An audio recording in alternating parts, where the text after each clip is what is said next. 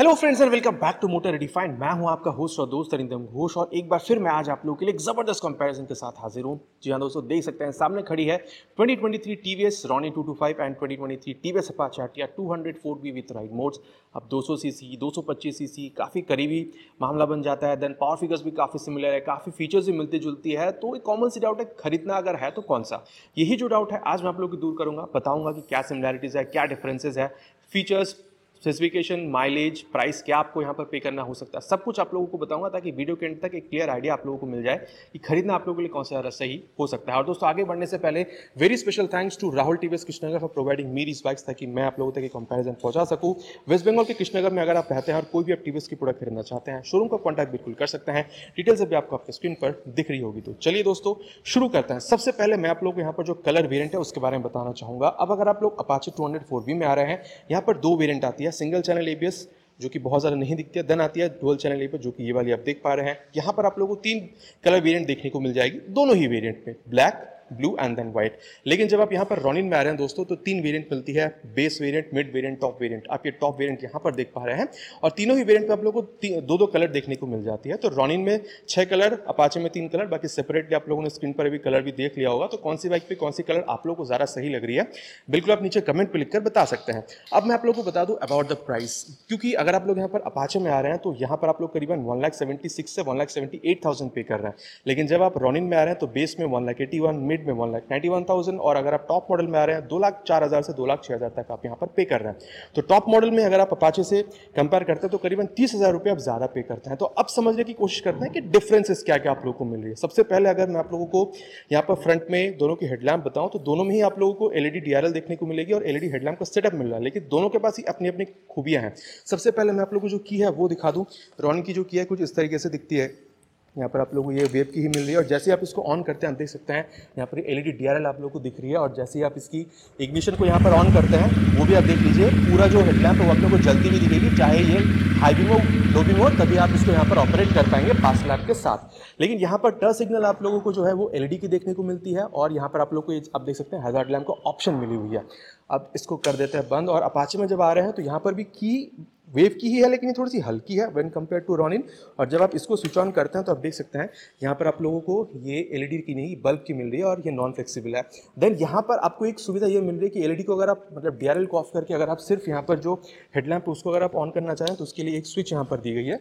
जिसके अलावा आप कह सकते हैं कि यहाँ पर ये मतलब हैजार्ड लैम्प था, उसके अलावा यहाँ पर ये ऑप्शन आपको देखने को मिलती है। यहाँ पर भी चीज़ें सेम ही है, अगर आप इग्निशन को ऑन करते हैं तभी यहाँ पर जो हाई बीम लो बीम है उसको आप तभी यहाँ पर जो है बिल्कुल ऑपरेट कर पाएंगे। चलिए इसको भी कर देते हैं बंद।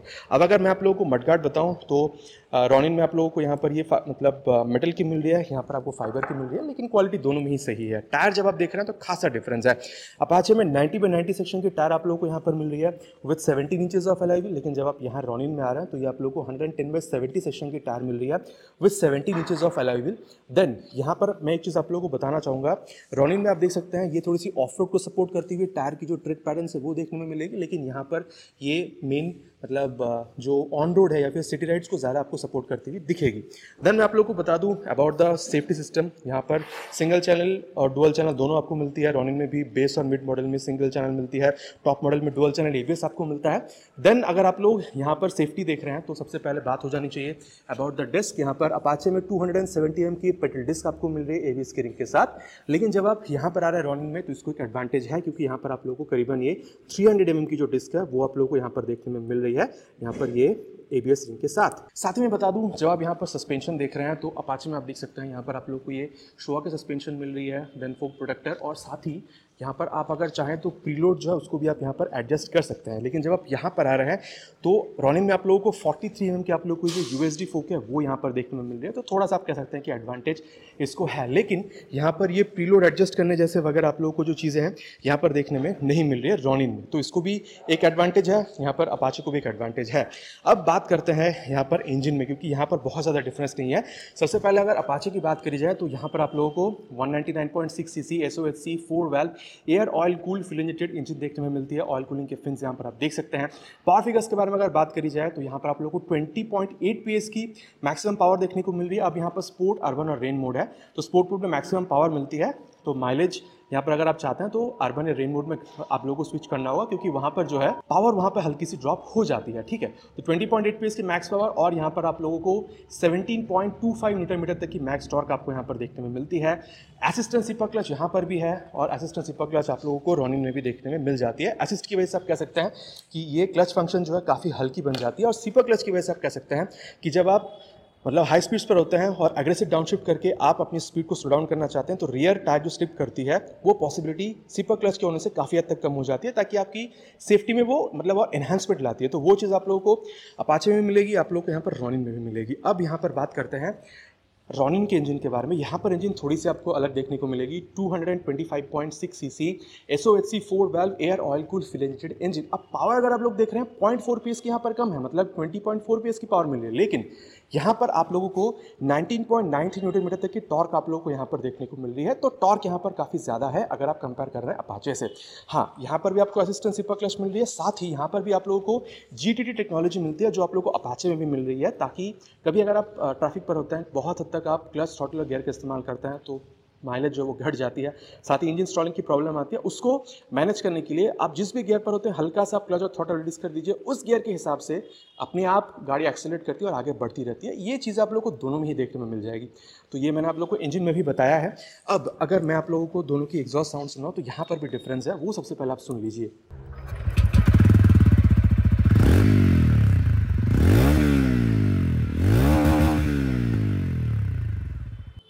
तो दोस्तों ये था रॉनिन का आवाज़। अब मैं आप लोगों को यहाँ पर जो अपाचे उसकी भी आवाज़ सुना दूँ। यहाँ पर सिंगल आप देख सकते हैं होल है, लेकिन यहाँ पर आप लोगों को जो डुअल बैरल एग्जॉस्ट है वो मिल रही है। इसकी आवाज़ भी आप सुन लीजिए।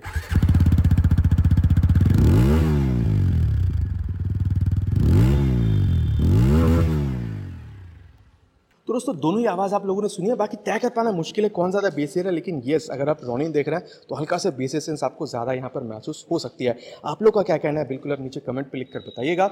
और अब दोनों में ही यहाँ पर जो रियर सेक्शन है उसको हम लोग यहाँ पर थोड़ी सी कंपैरिजन कर लेते हैं। दोनों की जो की है उसको मैंने यहाँ पर ऑन कर दिया। अगर आप लोग टेल लैम्प देखते हैं तो दोनों में आप लोग को काफ़ी डिफरेंस देखने को मिल सकती है। देन यहाँ पर जो टर्न सिग्नल्स वगैरह है पहले ही बताया है, यहाँ पर बल्ब की है, देन यहाँ पर LED में आपको मिलेगी। देन अगर आप लोग टायर देखते हैं तो दोनों की सेक्शन आप लोग को सेम मिलेगी, यहाँ पर भी और यहाँ पर भी। लेकिन यहाँ पर आप देख सकते हैं ट्रेड पैटर्न काफ़ी हद तक मतलब वो एडवेंचर सपोर्ट करती है, मतलब ऑफ रोड, लेकिन यहाँ पर जो सिटी राइड्स उसको आपको ज़्यादा सपोर्ट करती हुई दिखेगी।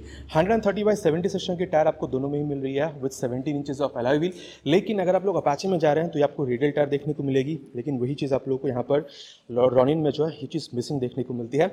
देन अगर आप लोग यहाँ पर ब्रेकिंग देखते हैं तो अपाचे में आप लोगों को 240 mm की पेट्रोल डिस्क देखने को मिलते हैं, लेकिन यहाँ पर नॉर्मल डिस्क है, लेकिन ये भी आपको 240 की ही मिलती है। और दोनों में ही आप लोगों को जो आप कह सकते हैं कि ABS का सेंसर है, दोनों में ही आप लोगों को मिल रहा है।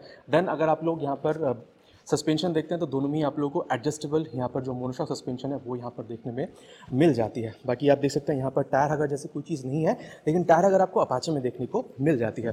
देन अगर मैं आप लोगों को यहाँ पर दोस्तों सीट हाइट के बारे में बताऊँ तो यहाँ पर रॉनिन में आप लोगों को 795 की सीट हाइट देखने को मिलती है। और सीट आपको भले ही छोटी देखने में लग रही हो, लेकिन 2 हेल्दी लोग भी आराम से इसमें बैठ सकते हैं। और कुशनिंग वगैरह अगर आप लोग देख रहे हैं तो ये लॉन्ग राइड्स को बिल्कुल सपोर्ट भी करती है। और अगर आप लोग बैठ रहे हैं ना तो क्रूजिंग पोजीशन जो है वो भी काफ़ी हद तक लॉन्ग राइड्स को सपोर्ट करती है। लेकिन जब आप यहाँ पर आ रहे हैं अपाचे में तो स्प्लिट सीट आपको देखने को मिलती है। यहाँ पर भी सीट काफ़ी स्पेशियस है जैसे आप लोग को रॉनिन में मिल रहा था, लेकिन ये 800 mm की सीट हाइट है। और कुशनिंग वगैरह भी आप लोग कह सकते हैं काफ़ी सिमिलर है रॉनिन के। और यहाँ पर अब दोनों में ही आप कह सकते हैं कि अगर आपकी हाइट अराउंड 5'5" तक की है, बाइक आप लोग मैनेज कर सकते हैं, कोई प्रॉब्लम नहीं होगी। लेकिन जब आप लोग दोस्तों टैंक के बारे में देख रहे हैं तो अपाचे में यहाँ पर आप लोग को करीबन 12 लीटर तक की टैंक देखने को मिलती है। लेकिन वहीं अगर आप लोग यहाँ पर रॉनिन में आ रहे हैं तो ये आप लोग को 14 लीटर की देखने को मिलती है। और अपाचे की जो लोगो है वो आप लोग को दोनों में ही मिलेगी, लेकिन ये आपको फाइबर की मिल रही है। रॉनिन में आप लोग को ये मेटालिक देखने को मिलते हैं। लेकिन हाँ, अपाचे में भी जहाँ पर एक्चुअल पेट्रोल स्टोर हो रहा है वो आप लोगों को अंदर में मेटल की ही देखने में मिलती है। और दोनों ही बाइकों में आप लोग करीबन 40 किलोमीटर तक की जो माइलेज है वो भी एक्सपेक्ट कर सकते हैं। अब अगर आप लोग ग्राउंड क्लियरेंस देखते हैं तो सिर्फ 1 mm का डिफरेंस है। अपाचे में 180 mm की आती है, रॉनिन में आप लोग को 181 mm की मिल जाएगी। देन ओवरऑल वेट अगर आप लोग देखते हैं दोस्तों तो यहाँ पर डिफरेंस है। अपाचे में ये 152 किलोग्राम की बनती है। देन अगर आप लोग रॉनिन में देखते हैं तो ये 160 किलोग्राम की बनती है। तो यहाँ पर 8 किलोग्राम तक की डिफरेंस है, ठीक है। लेकिन चलाते वक्त आपको बहुत ज़्यादा समझ में ये बिल्कुल भी नहीं आने वाली है। और अब अगर आप लोग यहाँ पर हैंडल बार देखते हैं तो यहाँ पर क्लिप ऑन है, रॉनिन में आप लोग को सिंपल देखने को मिलती है। यहाँ पर pass light, high beam, low beam, क्योंकि ये ब्लूटूथ एनेबल मीटर कंसोल है तो उसको टॉगल करने के लिए यहाँ पर आपको ये जो बटन है वो मिल रहा है। देन ये टर्न इंडिकेटर, हॉर्न काफ़ी लाउड है, आप लोगों ने भी सुना है। देन राइट साइड में ये इंजन किल स्विच है, मोड का मैंने ऑलरेडी कहा है, तो ये स्विच करने के लिए मोड का बटन भी आप लोगों को मिल रहा है। देन ये बटन का इस्तेमाल भी मैंने आप लोग को ऑलरेडी बताया है, और नीचे है इंजन ऑन करने का स्विच, ये भी मैंने आप लोग को बता दिया है। अब मीटर कंसोल अगर देखा जाए तो ये ब्लूटूथ इनेबल मीटर कंसोल है, पूरी तरीके से एक बार ये स्वाइप लेती है, आप देख सकते हैं हाई अपाचे, देन गो यहाँ पर लिख के आ रही है। ये tachometer, speedometer, fuel gauge sensor, time, then mode, gear position sensor, Bluetooth enable meter console है, तो यहाँ पर आप turn button navigation, call, SMS alert वगैरह भी जो है एक्सेस कर सकते हैं। देन ट्रिप वगैरह भी आप लोग को यहाँ पर दिख रही है। Then lap timer mode, high speed, then 0 to 60 कितने सेकंड्स में नॉर्मल स्क्रीन पे लौट के आ जाती है। वहीं अगर आप लोग यहाँ पर देख रहे हैं तो यहाँ पर एक तो है कि ये थोड़ी सी आप लोगों को ऑफसेट में देखने को मिलेगी लेफ्ट साइड पे। एक बार इसको अगर ऑफ करके मैं आप लोगों को ऑन करके बताऊँ तो आप देख सकते हैं यहाँ पर पूरा एक बार स्वाइप यहाँ पर भी लेती है, लेकिन यहाँ पर सिर्फ 2 मोड है, अर्बन और रेन मोड। ठीक है, कोई सा भी आप मोड में जा रहे हैं यहाँ पर पावर ड्रॉप आपको नहीं दिखेगी। रेन मोड में जो है ABS की इंट्रूशन ज़्यादा हो जाती है। पूरा एक बार स्वाइप लेने के बाद tachometer, speedometer, gear position sensor, यहाँ पर भी ब्लूटूथ इनेबल मीटर कंसोल है, तो turn button navigation, call, SMS alert वगैरह यहाँ पर भी मिलेगी। साथ ही यहाँ पर आप लोग को वॉइस असिस्ट भी देखने को मिल जाती है। बाकी ये जो सारी फंक्शंस है आप लोगों को 200 में भी करीबन सेम ही देखने को मिल रही थी। ठीक है, राइट साइड में भी आप देख सकते हैं स्विच केस वगैरह बिल्कुल सेम है, लेकिन यहाँ पर ये आप लोग को हैजार्ड लैम्प का ऑप्शन देखने को मिलता है। लेकिन यहाँ पर अगर आप देख रहे हैं तो ये speedometer, then fuel gauge sensor, then odometer वगैरह देखने को मिल रही है। मोड का बटन अगर आप इस्तेमाल करते हैं तो trip A, trip B, distance to MT, odometer again यहाँ पर आपको ये देखने में मिल जाती है। ठीक है, तो यहाँ पर भी अगर आप देख रहे हैं तो सिर्फ मतलब विजुअल डिफरेंस के अलावा मीटर में भी आपको बहुत ज़्यादा कोई डिफरेंस देखने में नहीं मिलती है। और अगर आप आईना देख रहे हैं तो दोनों में ही आप लोगों को जो रियर व्यू है वो भी काफ़ी अच्छी खासी देखने में मिल जाती है। साथ ही मैं आपको ये बताना चाहूँगा, अगर आप लोग यहाँ पर चेन देखते हैं तो यहाँ पर कंप्लीटली ओपन चेन सिस्टम है। मेन स्टैंड यहाँ पर भी है, साइड स्टैंड यहाँ पर भी है, मेन स्टैंड साइड स्टैंड यहाँ पर भी है। यहाँ पर भी कंप्लीटली ओपन चेन तो नहीं है, हल्की सी यहाँ पर आपको ढकी हुई ही देखने में मिल जाती है। तो पूरी तरीके से जो है दोस्तों मैंने आप लोगों को यहाँ पर बता दिया है अबाउट बोथ द बाइक्स। अब मैं आप लोगों को सत्यवचन की घड़ी में ये बताना चाहूँगा कि खरीदना आप लोगों के लिए कौन सा सही हो सकता है। अब दोस्तों देखिए, चलाने में भी आप लोगों को बहुत ज़्यादा डिफरेंस तो समझ में नहीं आएगी, क्योंकि पावर फिगर्स भी आप लोगों को काफ़ी सेम ही देखने में मिलती है। लेकिन ये एक चीज़ है कि अगर आप ज़्यादातर सिटी राइड्स करते हैं, ओकेजनली आप यहाँ पर लॉन्ग राइड्स या हाईवे टूर्स वगैरह करना चाहते हैं, आप लोगों को अच्छी हैंडलिंग चाहिए, आपको अच्छी कॉर्नरिंग वगैरह चाहिए, आप लोग डेफिनेटली यहाँ पर 200 के साथ जा सकते हैं अपाचे। लेकिन आप लोग मतलब यहाँ पर आप सिटी राइड्स तो करते ही हैं, ठीक है, साथ ही आप लोग ज़्यादातर लॉन्ग राइड जाते हैं, लॉन्ग टूरिंग वगैरह करते हैं, आपको एक कंफर्टेबल क्रूजिंग पोजीशन चाहिए, माइलेज भी आप लोगों को करीबन 40 किलोमीटर तक की चाहिए थी। देन आप लोगों को turn button, call, SMS alert वगैरह भी आप लोगों को चाहिए। हैंडलिंग आप लोगों को और मज़ेदार होनी चाहिए, आप लोग कॉर्नरिंग की और ज़्यादा शौकीन हैं, आप लोग USB फोक वगैरह चाहिए थी, ताकि आपको हैंडलिंग जो है बाइक में और अच्छी तरीके से मिल सके। स्पेशली अगर आप हाईवे क्रूजिंग वगैरह करते हैं तो उसके लिए आप डेफिनेटली, स्पेशली मैं कहना चाहूँगा हाईवे क्रूजिंग के लिए डेफिनेटली आप यहाँ पर जो रॉनिन है उसको आप बिल्कुल प्रेफर कर सकते हैं। तो दोस्तों ये था मेरा verdict about the comparison between these two bikes. बाकी आप लोग बिल्कुल बताएगा दोनों बाइक में से आप लोग कौन सा ज़्यादा खरीदना पसंद करेंगे। आशा करता हूँ वीडियो आप लोग को पसंद आई होगी। बहुत जल्द मिलेंगे एक नए बाइक के साथ एक नए वीडियो में। Till then ride safe and जय हिंद।